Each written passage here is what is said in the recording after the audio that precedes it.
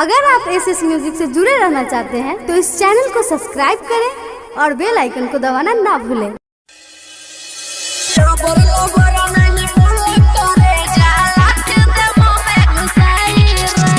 DJ Kanchan Raj Hajipur Vaishali music by Prakash Chandravanshi. सोरहसनी मन देखे में छौरी लागई तो तोहर माई रे। सोरहसनी मन देखे में छौरी लागई तो तोहर माई रे। लबर लबर नहीं बोलाई अरऊ लाठी दम में घुसाई रे। लबर लबर नहीं बोला करे जा लाठी दम में घुसाई रे।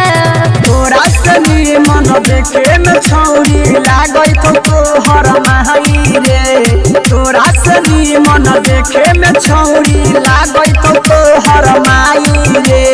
लबर लबर नहीं बोलाई अरऊ लाठी दम में घुसाई रे। लबर लबर नहीं बोला करे जा लाठी दम में घुसाई रे। लबर लबर नहीं बोला करे जा लाठी दम में घुसाई रे। लबर लबर नहीं बोला करे जा लाठी दम में घुसाई रे। डीजे कंचन राज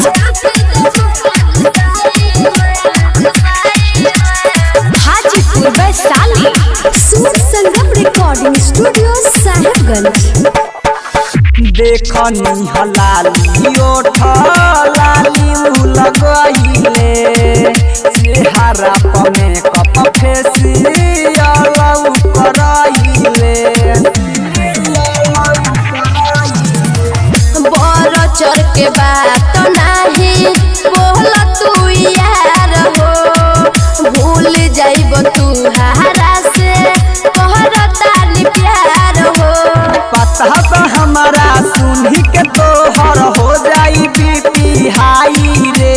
पता बा हमारा सुनी के तोहरा हो जाई बीपी हाई रे। लबर लबर ना बोलाई अरऊ लाठी दे मुँह में घुसाई रे।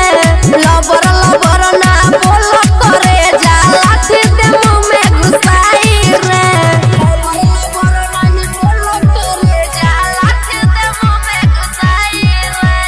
लबर लबर नहीं बोला करे जा लाठी दे मुँह में घुसाई रे।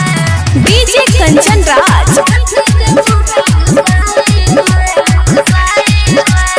Hajipur Vaishali presented by SS music Sahibganj.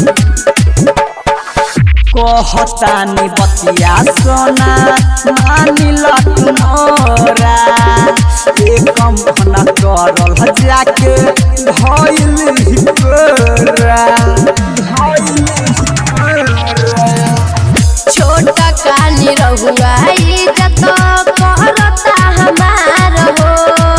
पहाड़ का सजे के विक्रम भइल बेकार हो। मनोज बेदर्दी देव परत संजय लागे अंदर जाई रे। मनोज बेदर्दी देव परत संजय लागे अंदर जाई रे। लबर लबर नहीं बोलाई अरऊ लाठी दम में घुसाई रे। लबर लबर नहीं बोला करे जा लाठी दम में घुसाई रे। Contact number 73526766